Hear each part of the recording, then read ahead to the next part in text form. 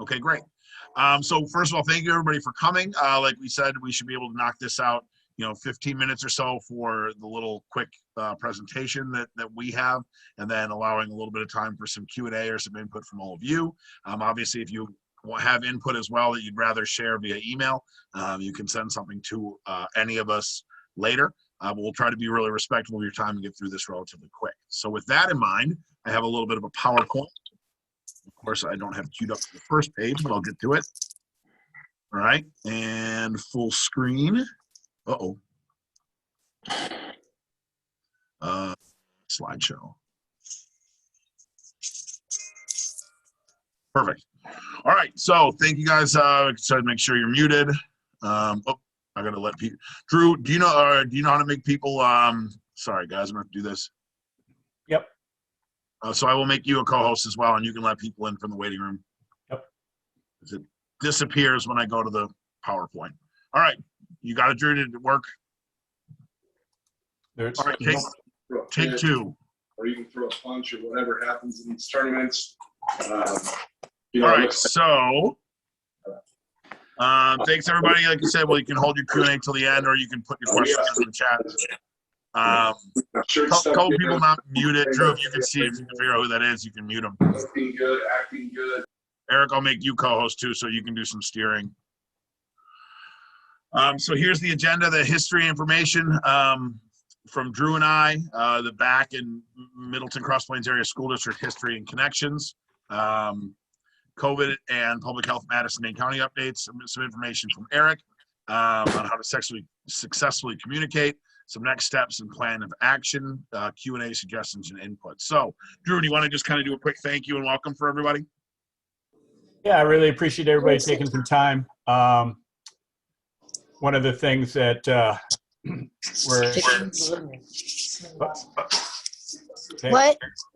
one of the things that we really want to try to do is, get this information out to you so everybody's kind of on the same page and go from there. And we're lucky that most of you should know Eric Knight as one of our coaches, but he's also a lobbyist who has been employed by Wisconsin Swimming basically to help with pools and stuff. So he's going to have two hats on a little bit tonight, but his one main hat will be kind of helping us out with how to go forward with communicating with the appropriate people in the Middleton school area. So I'll give it back to Jake, but thanks for everybody for taking your time.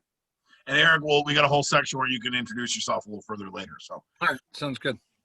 So back in Middleton Cross Plains Area School District history. So we've been renting the pool for Middleton, obviously, since our merger in 1999.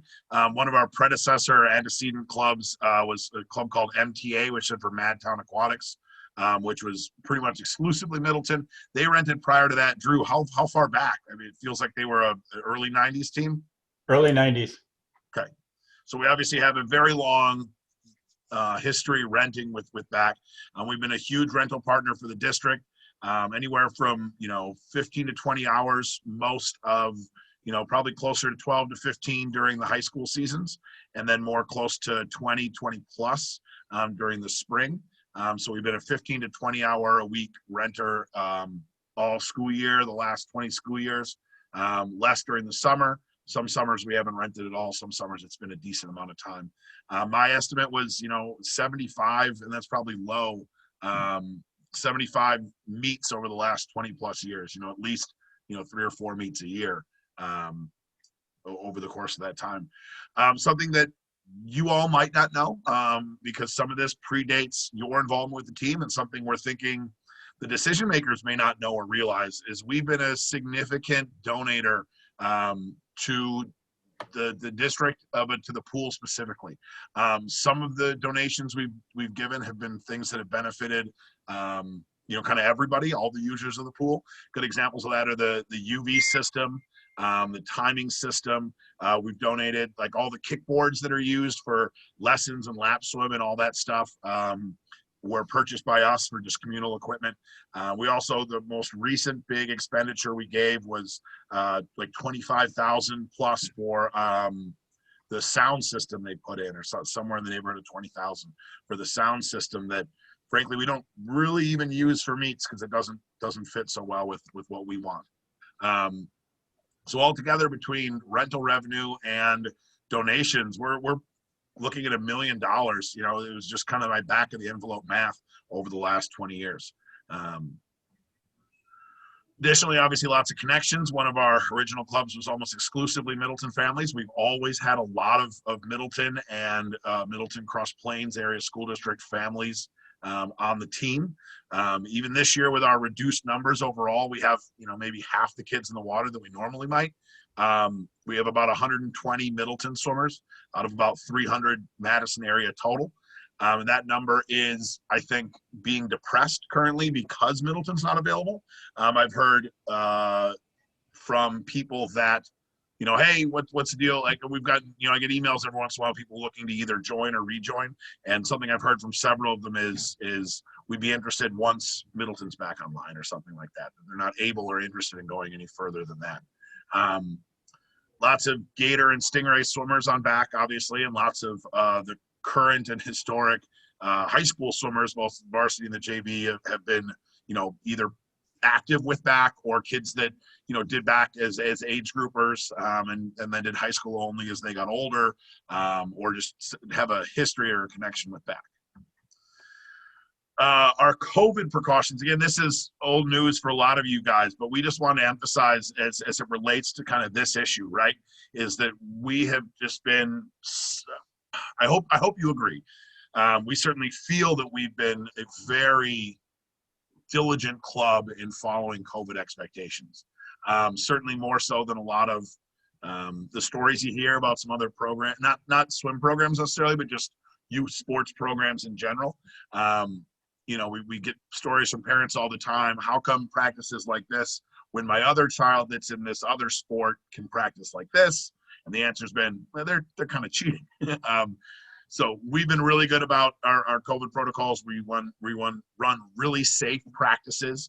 And so that's just something we want to emphasize as it relates to, you know, are we going to be able to practice here or not? Another great point is that we've had to change and adapt our program with every new order that's come out and with every new session we've started. So we are good at it. We've run so many different ways. We've made all these different tweaks and changes that if Middleton had some concerns about, well, we rent the pool, but X, Y, or Z, we feel incredibly confident we can meet those concerns head on and deal with them. So just a bit there. Eric, this is your part. So Eric, like Drew mentioned, works with our senior swimmers most often. He also has 2 swimmers on the team that are a little bit younger. But his day job is Knight Public Affairs, is a lobbying firm that one of their clients is Wisconsin Swimming. So I'll let Eric talk a bit about, I put you in the agenda, Eric, as tone and tactics in terms of communicating with districts. So I'm going to get off this. Hold on a second, Eric. I'm going to get off this. I'm going to highlight you. All right, go ahead, buddy. Well, and Jake, I want to touch a little bit on why you just went through those talking points and what I think the purpose of this is to essentially expand and amplify our voice. So I do represent Wisconsin Swimming, and we have worked with numerous teams throughout COVID and prior to try and get access to the pools, try and get new pools built, working with school districts across the state.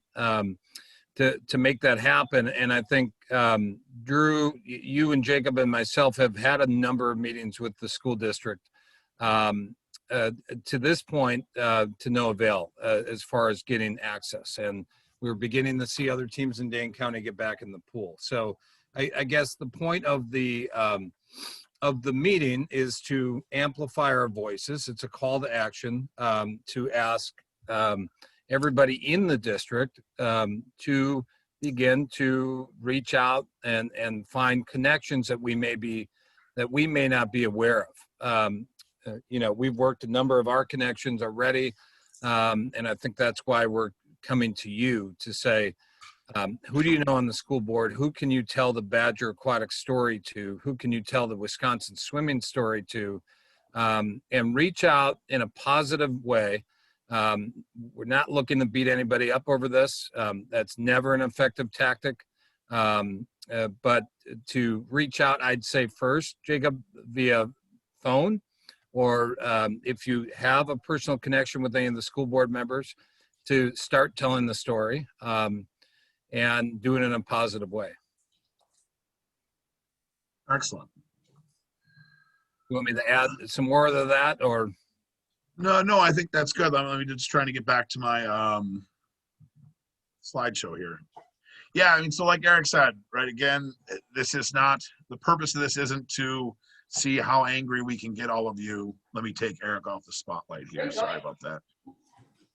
The purpose isn't to see, you know, how angry we can get everyone and worked up and see how much you can yell at these people. Like Eric said, that's never going to be a productive strategy in general, and we certainly don't think it's one now. Generally, we've had a good working relationship with Middleton. Obviously, we've been a partner for 20 plus years. Katie's been there for, 6-7 years now. Obviously, Jamie, the athletic director, is new after the passing of Bob Jors last year. But we have had some good meetings with him, and it's not like we get the impression that he's someone we can't possibly work with or anything like that. So Eric told, one of the ways Eric phrased it was great. I wish I'd have written that somewhere, of just telling the backstory, right? You guys might not know all this stuff about the history. Certainly the decision makers don't necessarily know all this stuff. We just want to, like Eric said, amplify our voice and get the message out there. And on top of that, Jake. I'm going to start going back 4 days, April 19th. Oh, Okay, that's big Oops. news. no, go ahead, Eric. Sorry. Jake, and I think to tell your personal story as well. And I don't know if you get into that a little bit later, but Look at that. yeah, there you go. Right there. So yeah, so consistent information, personalized messages. So we sort of have a working document right now with a lot of the more details of what we already talked about tonight, that we're going to send out to you, but we're going to probably send it tomorrow after we change it, after anything we get input from you guys or additional information tonight. So we'll get that out, but what we want is personalized messages. We just want everyone working off the same information. We don't want a form letter or a script or anything like that. You guys should be able to share your stories. And like Eric said, advocate with whatever way you feel most comfortable. If you have a personal connection to somebody that might listen, that's fantastic. If you don't and you feel comfortable making a phone call, fantastic. If you prefer to just send a few emails, fantastic. Whatever advocacy you want to present in whatever way works for you. If your kid is the world's greatest swimmer and they just love it every minute, or if they're a shy kid that has made new friends in swimming, or if there's someone that needs that exercise for their physical health or for their mental health, right? I mean, that's a big downplay. We're looking for you guys to just advocate for whatever reason it is that you think you want your kid to get back in the water and swimming more consistently. That's your angle, whatever fits for you guys. So next step in plans of action. So we have our two main goals. Our first goal would be to get the administrative team. I don't know entirely who that entails, but that's who we were informed made the decision about the pool not being available for rental this spring. It would be great if we could get somebody to reconsider that. It would be great. The step towards that would be getting a meeting with whomever that is in order to kind of make our pitch, make our case, and explain why we feel like we can be an effective rental partner. The other issue would be the planned rate rental increase. We understand that costs go up. We understand that rates can't be frozen where they are forever. But a one-time jump from $8 a lane to $20 a lane is just, it's beyond the pale. It's a huge impact for us to absorb. And like we've said before, like the unfortunate reality is we're a 501c3 nonprofit, and we set our fees to balance out our expenses. And if our expenses go up, that dictates fees go up. So those are our two main goals. So sort of a side note of that is, one of the reasons we pay that rate is because we're not a community group, because we do service a lot of greater Madison area, Dane County. We have our Baraboo programming that serves a whole separate population. But I think we feel it's such a narrow way to look at it, right? A percentage of our swimmers, even though we have, let's say 40% of our swimmers right now, 30 some at least, are Middleton people.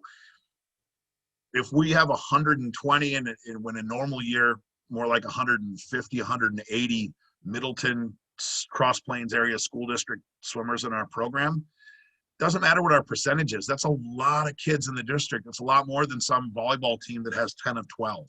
You know, like percentage isn't the only way to look at this. We're looking at, you know, we've serviced so many kids from the district.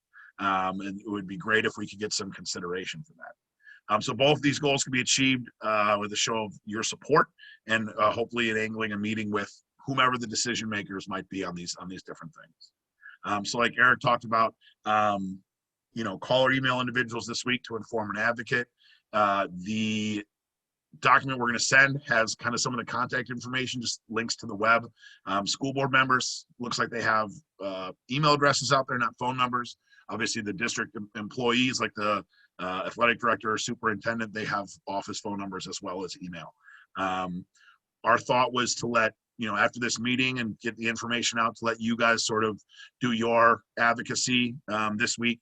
And then by the end of the week, Drew and I will be reaching out to see if we can set up a meeting, with the thought being that if we set up one now, they'll just kind of push us off, and then hopefully you guys soften the ground a little bit for our landing. So thank you very much for your support and the time tonight. And yeah, that was 15 minutes, Drew, right on the nose. Jake, one thing just to touch on, obviously this advocacy to get back in pools has been going on since COVID started. And the argument has evolved over time. Getting teams back in the early stages was based on safety, was based on plans that you had in place, was based on the fact that swimming pools are extremely safe environments because of the chlorine. And the spacing and the distancing that you guys did in your programming was tremendous. And Dane County restrictions still kind of played in the fact that we weren't in some of these pools. What restrictions right now, Jacob, are in place That's a really good point. prevent us from using the Middleton pool? I was just thinking about that. So I'm going to share for a second here the draft. I was just thinking about that. We didn't really cover that angle of it. So here's the draft of what you guys will be getting. Like I said, it just sort of flushes out the details of a lot of, or just in more detail, a lot of the stuff we talked about. One thing that might be effective, you know, a lot of you guys are literally driving probably past or darn near Middleton Pool to go to any of the other locations we're practicing at. But here's a section here that talks about, you know, kind of the reality of what's going on right now with COVID, with public health, Madison-Dane County rules. Drew and I were able to sit in on a meeting last Friday for municipalities with a representative from public health. And the latest orders are just, you know, in a little over a month, we've gone from, you can have 10 people indoors at a gathering, which is why we had 2 groups going at once at Edgewood, because we had 9 here and 9 here, to now it's 300. And you could argue that that's good, finally, or it's too quick, or whatever you want to argue, but these are the experts. These are the public health policy experts. They haven't, you know, they're 12 months into this. They haven't been bowing to, you know, societal or political pressure. They're making the decisions they feel are appropriate for public health reasons, not getting nasty emails. And they're now saying with, if you're serving food, it's 150, or if you want, it's 300. We don't need that. We need 25, you know, like we're fine. We're great. You know, additionally, obviously vaccinations have been accelerating across the country, and there's a couple important vaccination metrics that Wisconsin is like the top state in. The guy mentioned that kind of around the office at Public Health Madison-Dane County, when they talk about, you know, this summer, the phrasing is as often they say, you know, if we have orders this summer, rather than the orders this summer, or when we have orders this summer. I mean, they're talking about, you know, the need that a lot of these might just go away. So thank you, Eric. Yeah, that basically from a public health standpoint, there is nothing. Distancing is encouraged, but it is specifically allowed to break that 6 feet of distancing for any kind of athletic activity. Additionally, like some of the big news today regarding COVID was that a lot of studies that are suggesting that, like in terms of schools reopening and children, that 3 feet is a fine bubble, not necessarily 6 feet. So Jake, you wanna answer the question that's in the chat? I can answer a couple of these too, Drew. You know, the idea that it's a administrative decision, not school board. We agree, but when the administration is not making the decision to let us back in, that's where the strategy to go to the school board comes in. I'll just give you the example from Verona. The administration was not allowing the teams in, and a lot of pressure was put on the school boards, and the story was told of the school to the school board members. And that's what eventually started to move the dial. So yes, I agree. It's an administrative decision, but we think that many of the school board members may not know the story. Hey, Eric, specific to Middleton Cross Plains, we got a lengthy school board rebuttal on how they are not decision makers for sports in our district and that they don't want to continue to field complaints and questions from parents regarding that. This is slightly different, but they have made that very clear. And there was like 25 minutes at one of the board meetings where they went on and on with regard to that. And that's why I think it's incredibly important that you don't voice it as a complaint, but a more, we're looking for your help. How do we address this? Just really trying to get your help. Here's my story. I'm driving to Sauk. I'm driving to Edgewood. We're driving past the pool. Just wanted to make sure you're aware of this and how can you help us resolve this issue rather than complain or throw a nasty email at them. That's never effective. And just remind us, you guys met with Dana Montague or just Monica and Jamie Sims? Has Dana been involved in discussions? No, nor a Monica. I don't know a Monica. That she's the principal at Middleton. So is this primarily Jamie telling you, or is it Katie? Who are you guys meeting with? We've had meetings.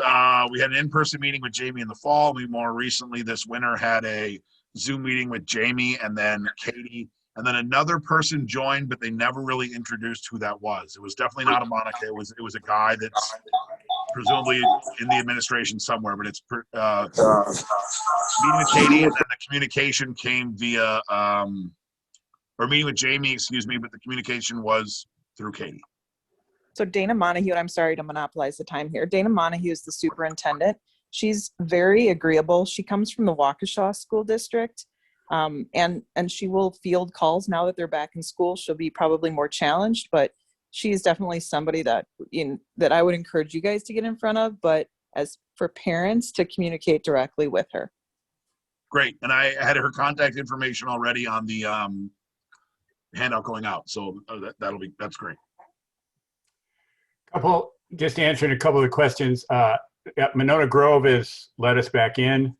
They actually have set up their COVID rules based on what we've given them.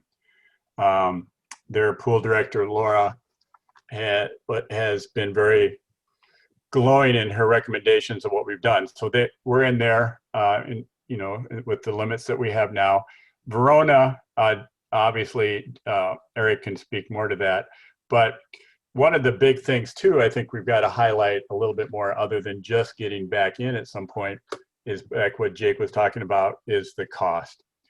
And it's going to be incredibly difficult for us to maintain programming there at $20 an hour per lane. That's more than we pay at Shorewood for 50-meter lanes and dramatically more than we pay at Edgewood and Monona and at the Madison schools. And once again, Eric can speak to this a little bit more. It is in line with what the new Verona pool set their fees for before they changed them to help out the Verona swim team. The question was posed as somebody reached out to Lori Ames. I mean, we have not, and I think that's why the call for help. Somebody may have a relationship with Lori that would be more effective than some outside lobbyist calling. And these calls are always more effective if they're coming from the community, coming from taxpayers, coming from people that live in the district. So that's why this call is happening. These are all great ideas. I think if somebody has a relationship with Lori and can call on behalf of Badger Aquatics Club, I think that'd be fantastic. And then real quick too, we did have a contract that was for 5 years that we were going to renegotiate, but it was with Bob Jors. And then he obviously became sick and that got really put on hold, and then COVID hit. And so all we got then back, and I think it was definitely from Lori Ames's business director, that they weren't going to do a new contract. And that then Katie Malloy, the pool director, said, well, we will honor what was in your contract previously, which once again is something that we don't want to have not happen, because we are the #1 priority group after the high school or the school, and then the public swimmers.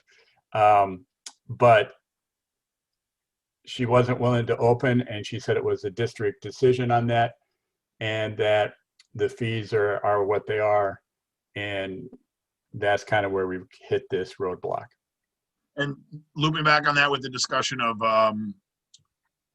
school board versus employees or administrative team, I believe what was communicated to us was the rate fee was something that was decided or at least approved by the school board.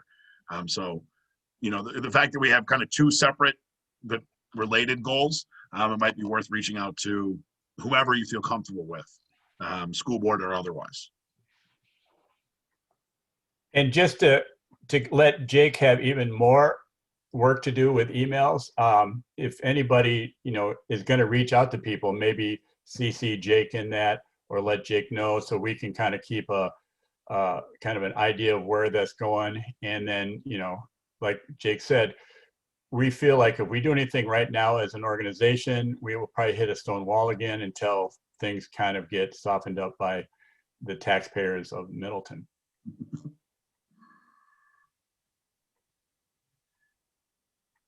And again, thank you guys for this. Like, whatever you feel comfortable with advocating on this, different people have different comfort levels with this sort of thing. So whatever is whatever fits you. Are there other teams willing to pay the high rate? Honestly, I'm not sure. That's certainly something that could happen those are very high rates. Those are higher than anybody other than, I guess the new Verona pool is resetting the pay structure. I don't know. That's a great question. Who will be renting all the lanes if we weren't? I don't know that anyone would at that price point be so eager to jump in there, but I don't know. Jake, did they give no reason as to why they're not opening after the high school season's done? Just to go to the administrative decision not to open, not to consider opening until the summer. Can't hear you. Can't hear me? Now we can. Oh, there was a administrative decision to not open until the summer. But at that time too, the new Dane County orders hadn't come out. Schools weren't necessarily being thought to be open. They were basically, I think, working on kind of where they were at that time. But I think it's just kind of easier for them not to open. And I do know that there's issues with lifeguards that, people weren't able to, the kids that they kind of rely on weren't able to get certified for their lifeguarding and stuff over the last year. So there may be those issues involved too. They had a whole slew certified first semester, my daughter included. So they would have plenty to pick from. Yeah, so there wasn't much of anything articulated. Yeah. Well, there was a response that they weren't willing to rent to outside groups in any capacity, and it's kind of a blanket approach. So if we can't rent to basketball teams, we're not going to rent to outside groups in the pool. So it's kind of this, we're just not going to rent to anybody in the facility. Now, sounds like somebody announced that the school's going to open. Greater capacity. So that decision alone may change the way they approach Badger Aquatics. I don't know. I think it's a really good point that just the reality of things has changed so much since this decision was apparently made that we feel it's one worth revisiting. I was just on that school board meeting, listening in and stuff that you were talking about, Eric, and the grade schools are gonna be going back 4 days a week. They're gonna be waiting to see about the middle schoolers, and then high schoolers didn't sound very promising going back to full-time until next fall. And part of that was the construction of the school ongoing and just lack of space to bring back an extra 1,000 students roughly every day from the two cohorts. Kind of going with that though, I was wondering too, it almost seems, watching the school board meetings, and it seems like both the board members and the administration just seem like, with all the changes, they are so overworked and so, concerned about, being frankly behind a lot of the other schools in the area. I just wonder if outside groups like BAC or anybody else trying to come in is just like an afterthought to them. That right now they're 100% focused on, the kids in the school and the classrooms, and we have to just push everything off to the side that's not related to that. No, we definitely heard that from Jamie, the athletic director, the last time we talked, was that it was very interesting when we talked to him in the fall versus when we talked to him in, was it January, that it's obviously this has been incredibly hard and stressful for him. And basically he said that, his energy is all going towards getting their students and athletes into the building. That makes effort. I'm just wondering how we can try and wedge into that somehow to try and, make it about the kids at this point or something, to make it seem like it's beneficial for them to open up, I guess, to, outside groups, mostly BAC, but in general. Well, I think part of the thing, like Jake brought, is going to be a large percentage of the kids that would get to come in and swim are Middleton children. And just a large number of Middleton children overall. It'd be with new people, 150, 125, certainly. It's a lot of kids. It's a lot of kids. So, all right. Well, thank you, everybody. Like I said, we'll post this for people that missed it. We will also send out the sort of talking points memo that we put together, along with some of the contact information. If you guys could reach out in whatever way you're comfortable this week, Drew and I will see what we can do later in the week, and we will keep everyone posted via that email list we put together.